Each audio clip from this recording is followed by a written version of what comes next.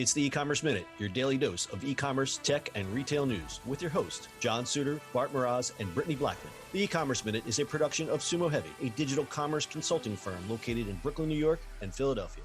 Find us on the web at sumoheavy.com. It's e-commerce minute episode 769. In this episode, hey, we're back. The gang gets back together. So we're back, sort of. Our last episode was in August 6, 2020 to be exact. By the time we had published on that episode, we all felt like we needed a little break. A daily news podcast for 3 years straight is a lot of work. As much as we love doing the podcast, we were getting a little, shall we say, burned out. And this is not what we do full time. SUMO Heavy is an e-commerce consulting firm. We've got a lot of other responsibilities during the week that have only multiplied as the firm grows. So we realized that the time we spent working on this podcast was keeping us away from other marketing opportunities. Well, let's fast forward to late October, actually, last week. Like everyone else, we're 100% remote, so our conversations 90% of the time take place via Slack and the rest in Zoom. So we really don't see each other face to face too much. But we're always trading stories and links about business in our channel, and maybe it's just muscle memory or a callus in my brain, but I kept thinking, man, this would make a great story for the podcast. Well, I finally came out and made my feelings known this week, and it turns out my co-hosts Bart and Brittany felt the same way. They too miss doing the podcast. So while we'll probably never go back to doing a daily podcast, although nothing is a sure thing anymore, 2020, we're going to try something a little different. We're going to put out a weekly episodes, but we won't just cover one topic. We'll pick and discuss a few stories from the week about e-commerce. We'll try to keep it short and sweet like the old shows, but instead try and pack as much info into each episode. The plan is probably to publish it on Friday mornings, and we'll see how that works because, I don't know, maybe some of you would rather see it on a Monday. We don't know. If you have any thoughts or feelings about that, drop us a line on our website or social media.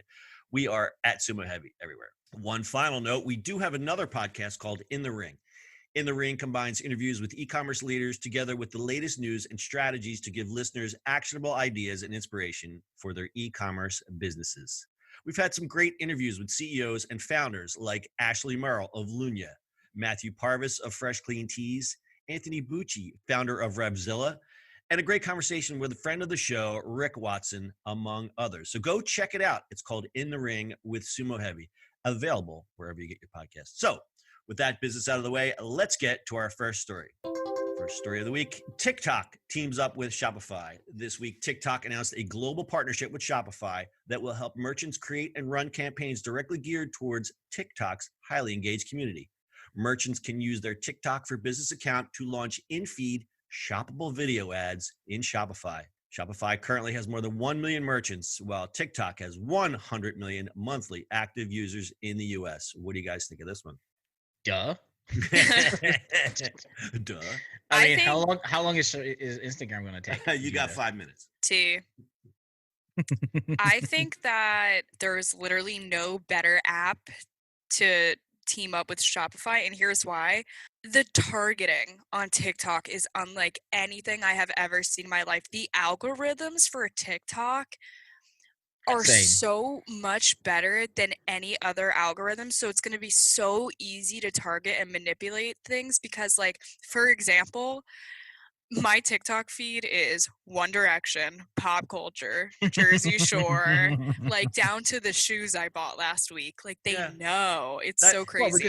Well, they do it by individual, right? They're not do it by like exactly a category. They're very specific to you, which is and that's absolutely insane. That's their secret sauce. You know, the algorithm is really tuned. I mean, you go onto TikTok and you start watching my TikTok is, obviously mine is a bunch of guys doing barbecue, cooking, home improvement, and iOS 14 tips for some reason, which I get sucked into and I keep watching them. So so the algorithm is finely tuned and you're going to get people in there. But Bart, we've had many discussions over the years about shoppable video and how it's grown, and we put out some content around that. And now it's here, and now it's suddenly exploding. And I think what's the saying we like to use is never let a crisis go to waste. COVID has presented a great opportunity for not only e-commerce, but people to sell things online via video. There's a few examples out there of not being on a platform, so to speak, but maybe just doing live Facebook videos. These little boutiques that used to rely on foot traffic are now doing a killing because they have a following, and they just basically stand there and roll out their inventory and hold up a sweatshirt and say, okay, this is extra large, this is extra small. And people are buying this stuff online just that way. Mhm. Imagine doing this on TikTok with a good Ugh. Shopify store. Holy crap. Yeah, We it's got to huge. keep an eye on this one because I think this one is going to be a home run. There's some information about this. It lets the merchants create, run, and optimize TikTok marketing campaigns directly from the Shopify dashboard using the new TikTok channel app from the Shopify App Store. So it's all done through the app. That's really great. As part of the effort, Shopify merchants can also install or connect their TikTok Pixel, their tool that helps them more easily track conversions driven by their TikTok campaigns. To kick off the partnership, merchants are being offered a $300 ad credit to get started with their first TikTok campaign. And as we know, Walmart was sniffing around TikTok for a while. They're still in talks to acquire a 7.5% stake of TikTok, which completely makes sense now, even more so with e-commerce baked into it. So it's all coming together for TikTok. Now, we don't know what's going to happen with the government because there was some things going on. I've only kind of half been paying attention to it because I kind of thought it was going to go away, but somebody with the government was going to try to shut down TikTok, or there was a lawsuit or something. Bart, do you know anything more about that? You know what? It's so convoluted. It's pointless to even Right? go through it. That's It's why I just stopped paying basically if it attention goes to away, yeah, it doesn't matter. because I thought it was just going to be a whiff. It's going to be one of those like bluster, and we're going to threaten China, and then it'll go away because money talks. But I don't know. So some decisions supposed to be made in the middle of November. We'll keep an eye on that. And not to be outdone, Instagram has extended its limit on live streams from 60 minutes to 4 hours. How about that? Yeah, that still doesn't matter. Oh my God. Yeah, well, I mean that's what they're trying to do is they want people to do these little shows on there, and you know, fashion and shoppable video is perfect for that kind of thing. So Can we put a link in the feed for the love of God? yeah, exactly. And the company released badges in Instagram Live this month, which can be priced at 99 cents, $1.99, or $4.99 by creators to incentivize their fans. And to wrap up the shoppable video thing, you know, Google is testing on-site shopping features for YouTube. Snapchat is piloting virtual branded profiles. And between Instagram TV Reels and the OG feed, there's not a surface on Instagram that isn't shoppable. So all the tools are coming together.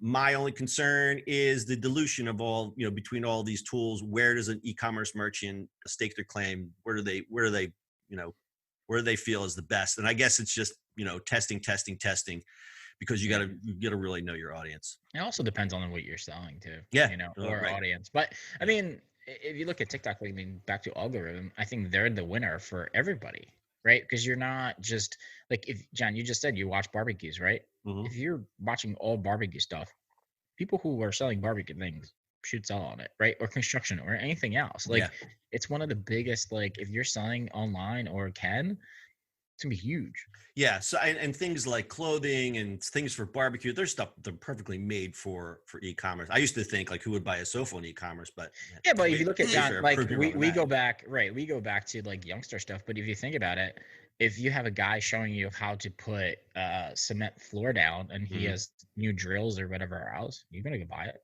Yeah, absolutely. Mm-hmm. So it's perfect. Definitely gonna keep an eye on this one.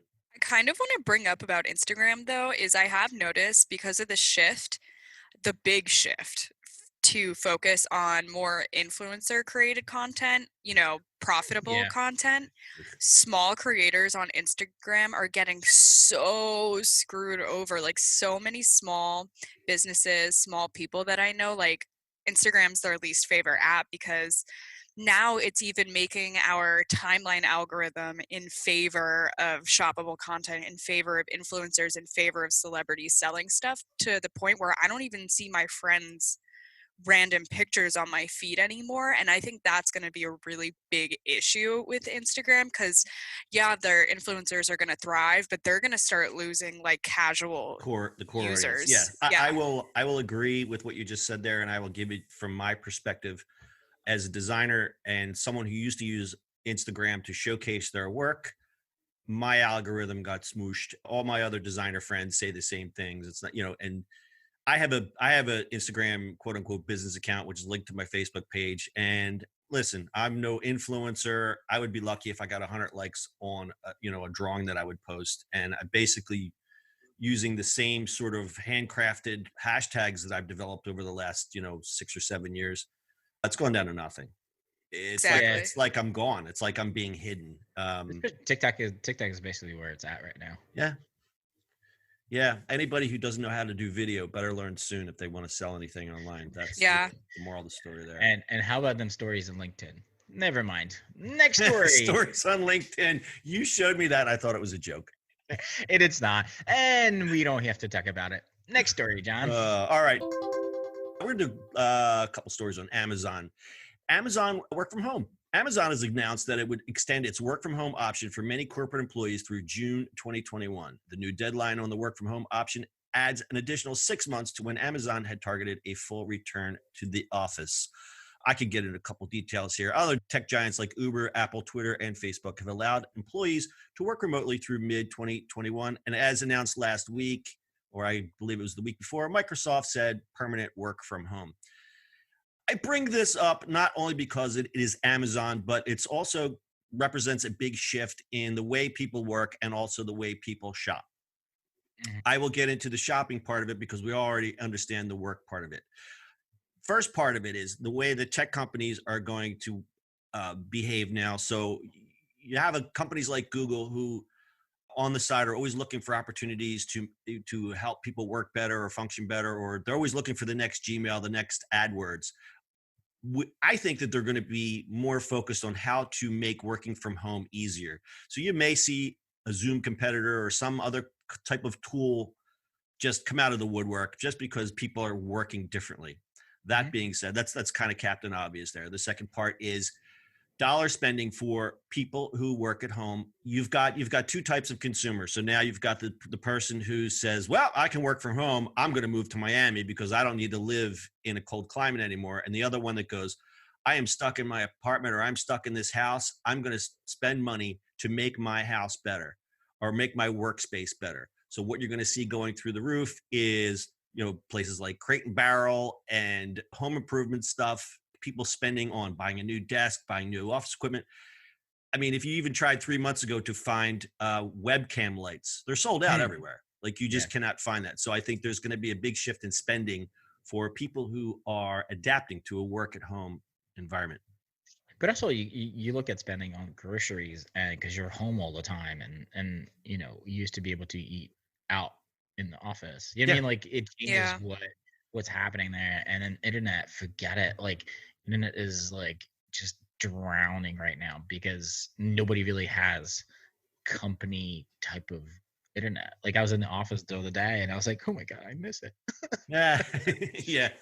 And and you're going to get that spending and especially as we head into the winter, we're up in the Northeast. So we, sort of enjoyed dining outside as it were. What's going to happen in the winter? We're going to be back in our houses and we're going to just, fortunate that we're able to say this, but we'll have that expendable income that we would have spent going out. Where we're going to spend it? Well, we're just going to be shopping online. So I think for fourth quarter for e-commerce goes without saying, it's going to be out of this world.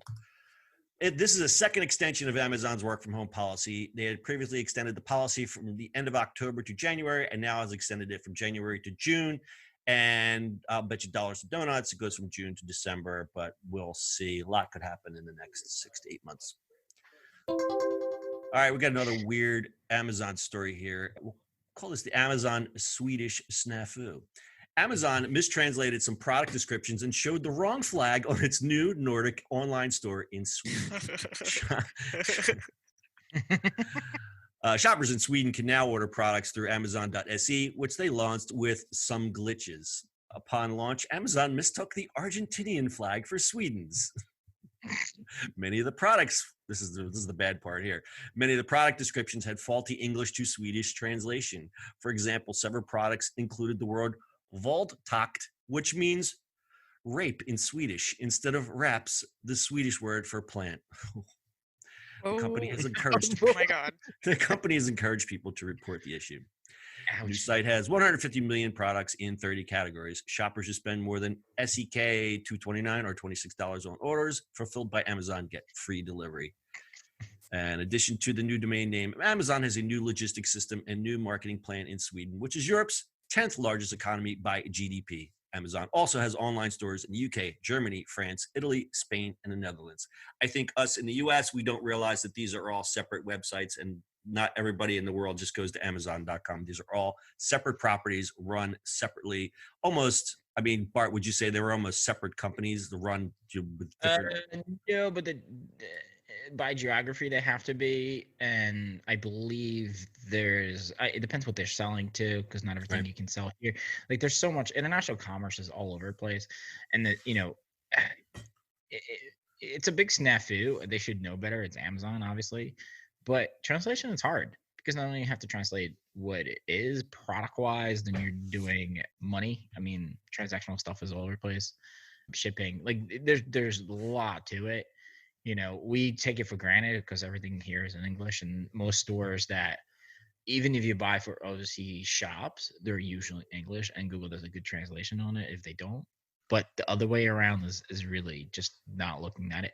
The problem with it now is, especially this year, it shows you how problematic that is, because e-commerce has exploded all over the world. So all of a sudden had huge opportunity. Was the stat was like e-commerce in US was only like 2% or 3%. Besides this year is just obviously insane. But, everything, the slate wiped clean this year. Yeah, the multiplication of everything is kind of nutty, but it's still not all retail, right? Yep. And then you have the rest of the globe. It's e-commerce has been a big thing everywhere now. Oh yeah, so, I mean, we haven't even taken into consideration the Asian market, which is a whole behemoth into itself, which is going to basically swallow us whole at one point, I think. But if you're Amazon, you should know better about these glitches.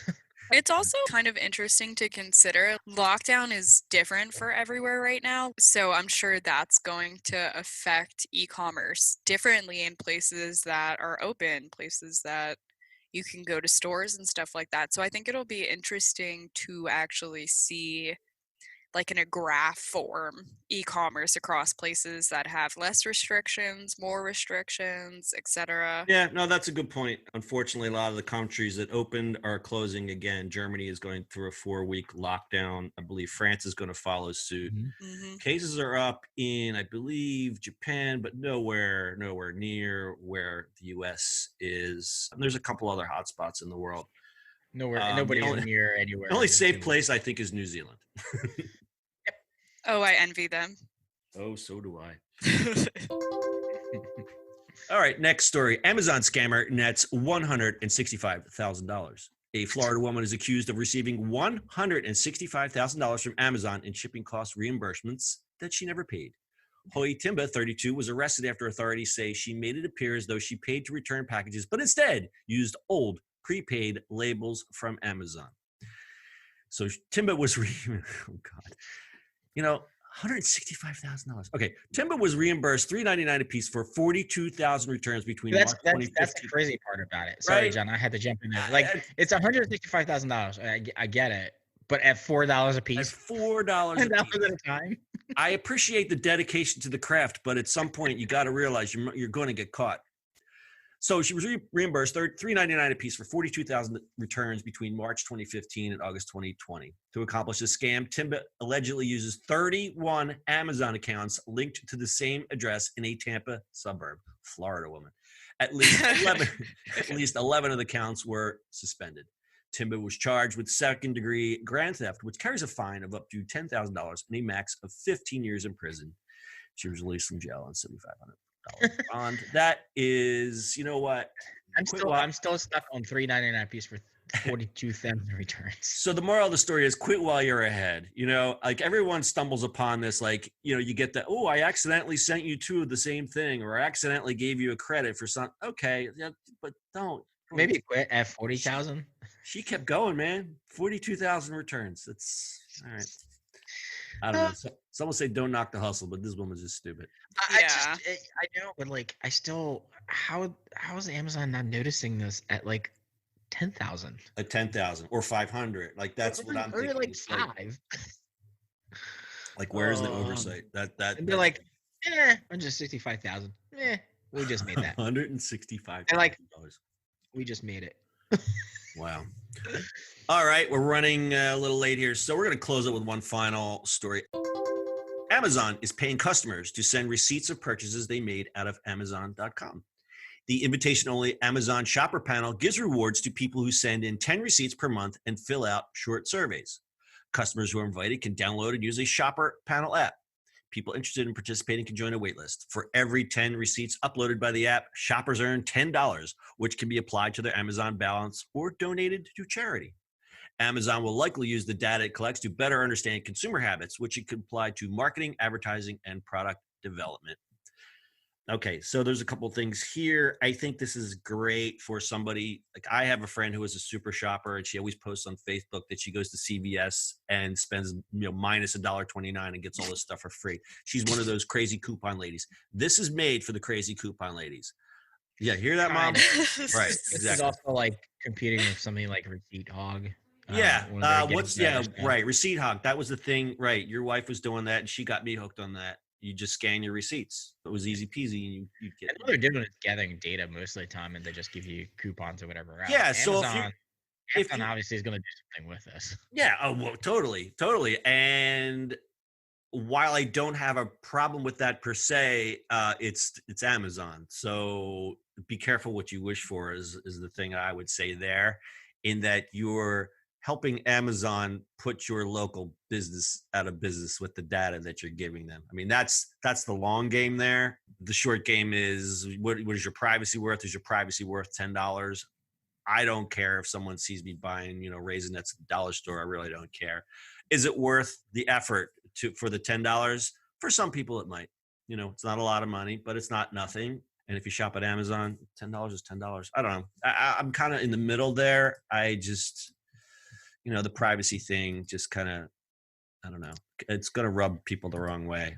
I mean, true. I don't know. This isn't like blockbuster news here. I just thought it was kind of interesting. I'm taking a look at the UI here. The UI is pretty simple. They ask you your opinion. You share your receipt, ask you your opinion. They run you through a little questionnaire. Curiously, on the Google Play Store, it's got a lot of negative reviews. If you are, here's one. Vanessa writes, if you have a Prime account, and really that is the only reason you use this app, all you were doing is giving Amazon more data about your behavior. Well, duh, Vanessa. You were volunteering progressively profiling yourself and telling them how to further manipulate you and your buying habits. No, I do not recommend this app. Okay. Oh, God. Vanessa, tell us how you really feel. And then there's a bunch of people complaining that they can't sign in, which is just people being stupid. Classic. All right. Well, we're at the half-hour mark, so I think we'll wrap this up. I think this little experiment went well, and we are going to, like I said, we're going to try to release an episode every week, probably come out on Friday. We'll record on Wednesday and release on Friday. But if anyone out there is listening and has a preference and says, I'd rather hear it on my Monday drive or, whatever your preference is, hey, it's Monday drive to the kitchen? Say that again. Your Monday drive to the kitchen? My Monday drive. Well, there's still people commuting though. Yeah. I keep thinking we're back in the real world. Yeah. So if you want to listen to it in your kitchen on a Monday morning or your kitchen on a Friday afternoon, you just let us know. Our social media is at SUMO Heavy. Our website is sumoheavy.com. And once again, we'll remind you to check our other podcast, In the Ring with SUMO Heavy, also available wherever you get your podcasts. Does it feel good to be back, guys? Did this feel good? All right, we're back. Heck yeah. I love the sound of my own voice. I could listen to myself talk for hours. There you go. You get a bell. All right. That is your e-commerce minute for this week. We'll see you next week. And don't forget to vote on Tuesday.